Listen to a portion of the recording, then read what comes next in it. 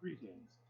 This is Griff Ruby, the Nostalgic Catholic, continuing my series of Isaac Asimov Foundation reviews. And this time, I move kind of forward and back, depending on how you want to look at it. We're going into his Prelude Foundation book. It goes forward in the sense that this book comes after all the other Foundation books, and one more that will come later. But it's also kind of before, in that the storyline pertains to the time before anything seen thus far clearly the Foundation units, or Foundation and Empire, all that. Because of course this concerns Harry Seldon, as a young man. Now, I think he kind of had to do that because he had reached the point where about 500 years into the interregnum period, where Foundation and Earth leaves off, he really had kind of run out of ideas. What's going to happen next? He didn't know. It's interesting to note that even the other people who come in to write some Foundation stories, none of them have come up with anything either. Instead, they decide to focus on periods closer to the one covered by this book, or at least by the original trilogy, rather than continuing on after Foundation and Earth. So, anyway, Prelude to Foundation. We now meet up Seldon as a 32-year-old mathematician having come fresh from Helicon, a planet somewhere in the Arcturus sector, that he is primarily just going to be attending a convention for mathematicians and to do some sightseeing, just like a normal tourist. But because the paper he presents is so very, very interesting, the needs of the Empire, the Emperor, so forth, and of course the Emperor's right-hand man, Ito Demerzel, has apparently even attended and heard this talk, and knows immediately how important and significant it is. So this means that Harry Seldon suddenly becomes, I guess if you say, the most important person in the universe, in the galaxy. So he's all done with all that, and he meets up with a gentleman who presents himself as some kind of reporter, apparently with an awful lot of extraordinary connections, however, by the name of Cheddar Hummon, who explains the situation politically. The Emperor is very interested in what he has to say. The Emperor is certain to have sent dispatched his right-hand man, Ito Demerzel, to try to get a hold of him, and probably use it for Empire purposes of predicting the future, because that could be very useful to an Emperor. And of course he doesn't want that. He doesn't want to become a mere vassal to an Emperor, or a soothsayer to the Emperor, because he's come up with a science, but it's so mathematical science, but at this point it's so rudimentary. He is far from even being able to have a simple practical result. It's just this highly, purely theoretical thing that he's come up with, that maybe one day, if developed with lots and lots of people working on it, it might one day turn into something obviously very interesting. But because it's just lays down the initial groundwork for such a thing to happen, it's going to have to be he's going to get pursued. So right away he gets on a run. He's put on the run. First he gets taken over to Streeling University. So we get a little part there, and it's kind of like a typical university town. And now we start getting our first, again, sort of travel log again. This time, however, of the planet Trantor. We've got a planet that's, the whole thing is one gigantic city. It's also kind of one gigantic cave of steel, because there's almost nobody on that planet that sees outside, that sees weather. It's all domed and everything. There is, of course, the palace grounds. That means the Emperor, if he strolled out on the ground, or the gardeners who maintain those grounds, would, of course, see the native weather of Trantor. But pretty much, back in the first Foundation story, Gal Dornick, when he first arrives, takes a quick tour trip when you take an elevator to go up and look around. That's neat, and come back down. Well, in the Stirling sector, where the university is, that Harry Seldon is first semi-concealed at. He meets up with Doris Venabilis, Venabilis, I never forget how it's pronounced for sure, but anyway, Doors. It's kind of plural Doris, but anyway, Doors. And she is also, she's a historian there, so it just kind of made sense. You have mathematics, you got history, can you put the two together? So it kind of made sense, and that they kind of seemed to hit it off. And one other thing, he starts going through various adventures there. At one point, he decides, well, it's chaotic. Maybe like weather systems. So he decides to say, well, he works with a professor of meteorology there at Stirling University, and goes with that professor up topside, where they've got various weather instruments and so forth that they're placing here and there and adjusting and so forth. And he goes up to see all that too, making observations. Well, some of the observations weren't proving out too well. The weather patterns the professor predicted were coming past as they expected. The professor's all wrapped up in trying to figure out what went wrong, and he fails to notice that Seldon's wandered off somewhere. And he manages to get lost. So all this time, in fact, throughout most of this book, he's kind of on the run. So he's kind of going to obscure parts of Trent, or just living here or there with the hopes that he won't fall into the hands of the Emperor or Ito Demerzel. So this Cheddar Hammond is kind of being his, I don't know, guardian angel, kind of moving him from here to there and here to there, trying to keep him hidden. But also, of course, planting him in a lot of very interesting pieces of galactic history, too. Because after a while, he realizes he can't stay at the university any longer because, maybe there might have been something involved in why he got lost up there. It may not have been totally an accident. So he then gets moved to a different district, which seems to be famous for little more than their extraordinary preparations of yeast. They're the food captains, if you will. Not that Trantor is much of a food type, it's not an agricultural world at this point, it's a whole worldwide city. But you do have some places, maybe some hydroponics in different parts of it that we never see or hear much about. But in this particular one part, we do have these yeast vats that people tend, and they grow special brands of yeasts with extraordinary flavors, and they're brilliant at it. They've been doing this for a long time, and they're the champions. And it is, in fact, a society that in many ways is very sterile, very concerned. I mean, everybody goes around totally bald. They hate hair because it's like a place you could put germs. Where everybody goes there totally bald. They might tolerate a visitor, even if the visitor had hair, as long as they wear a skin cap so that at least the hair doesn't have to be seen or dealt with by anybody else. But even that only most grudgingly or very rarely. So he spends time in this sector, which they don't say it clearly, but it appears to be, remember in Foundation and Earth, we went to the planet Aurora, and as I said, there was nothing left there of any human civilization.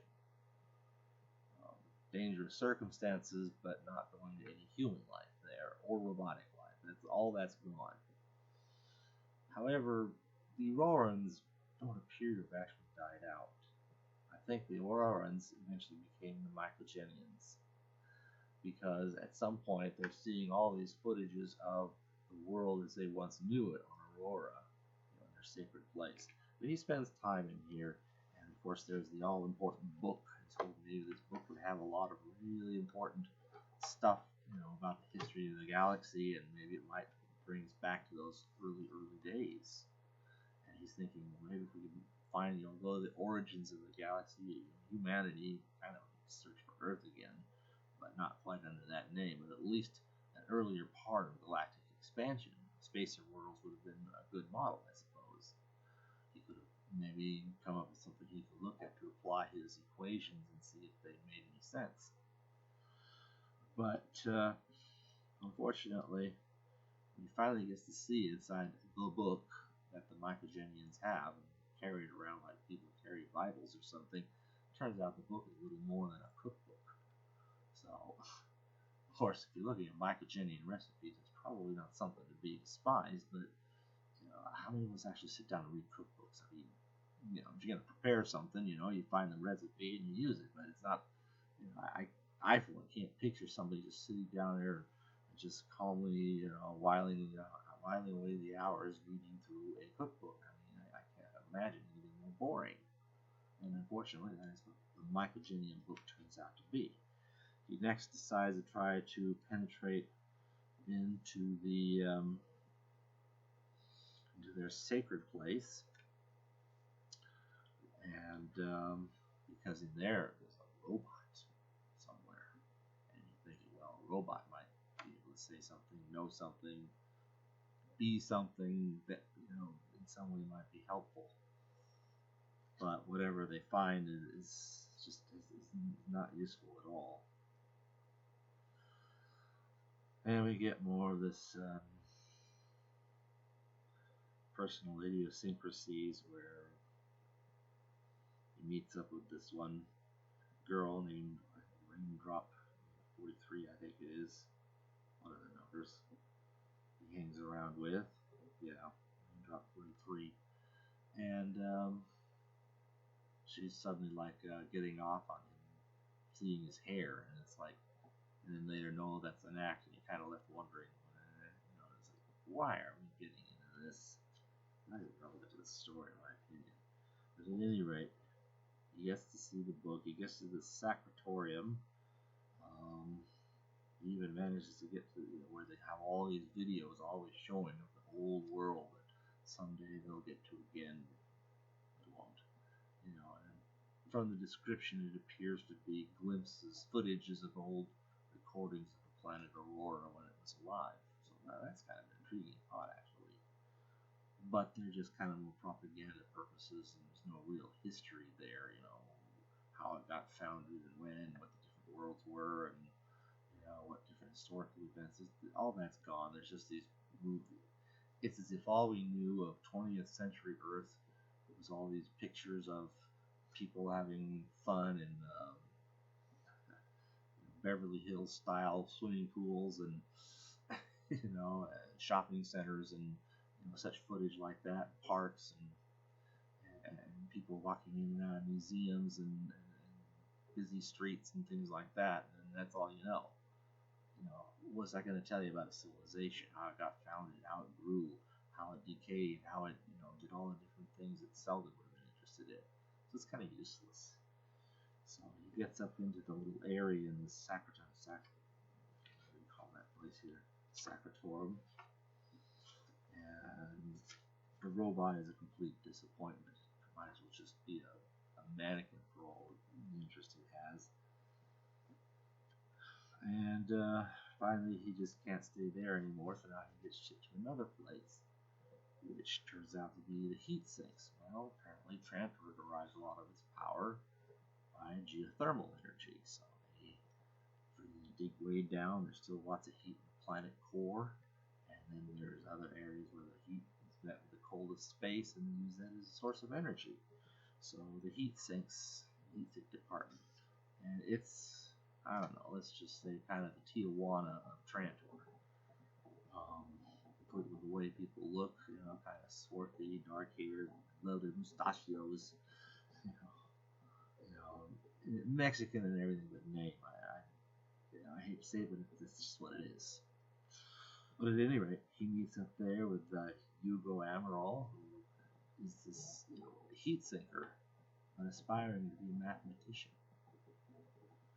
And then he also meets up with another kid named Rach. At this point, she's a 12-year-old kid who just kind of knows his way around and can climb around like a rat through all the little secret ways and passages and so forth in the sewers and so forth of some of the most unglamorous part of the whole planet of Trantor, a place called Billy Button. Is that a belly button?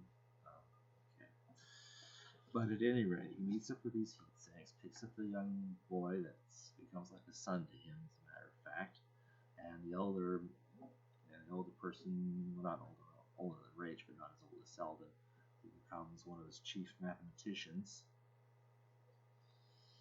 and so spends a lot of time there. But once again, there's fights, there's gaze, attention is being drawn to him. Demerzel might find him, you see. So now, once again, he gets located into the location of Y. Y? W-I-E. And that's yet another place where you've got like a little mini, almost semi-pseudo kingdom that I guess at some point in the past it fleetingly had emperors from its royal family. And they hope once again to have that. And they're hoping to use Selden for this, so you can't spend too much time there.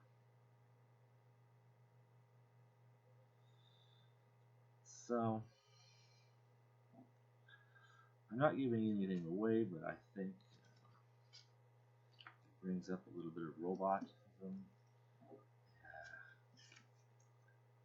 And there's definitely some very nice, interesting things that come out as far as who's who and all this, but yeah, I can't get into more of that without getting into all those spoilers that I promised not to do. And it's an interesting read as a travel log of Trantor. There's supposed to be 600 and something different sectors of Trantor, of which we've seen maybe 4 or 5 in any real detail. You've got the Streeling area where the university is. You've got wherever it is the palace grounds are, but just the palace grounds. So I don't know what it would have been to live, half a mile away from the Emperor's palace.